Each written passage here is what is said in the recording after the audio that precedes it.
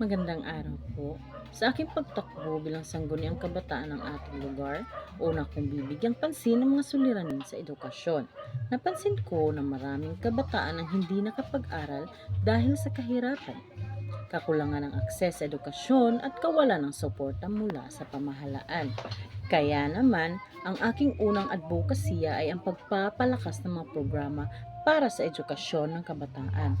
Layunin ko ang pagpapalakas ng scholarship programs, pagbibigay ng akses sa libreng edukasyon at pagpapalakas ng alternative learning system para sa mga kabataang hindi makapag-aral sa tradisyonal na paaralan. Bilang isang lider, pinapangako kong magsisilbing boses ako sa mga kabataan at kumilos para sa kanilang pangangailangan at karapatan. Sa pamamagitan ng ating pagkakaisa at pagtutulungan, kaya-kaya nating solusyonan ang mga suliraning kinakaharap ng ating mga kabataan. Ipaglaban natin ang karapatan sa edukasyon at patuloy na magtutulungan upang magkaroon ng mas magandang kinabukasan para sa ating lahat. Maraming salamat po sa inyong tiwala at suporta. Sama-sama nating abutin ang magandang kinabukasan para sa ating mga kabataang may malasakit at may determinasyon. Maraming salamat po. Nagtulong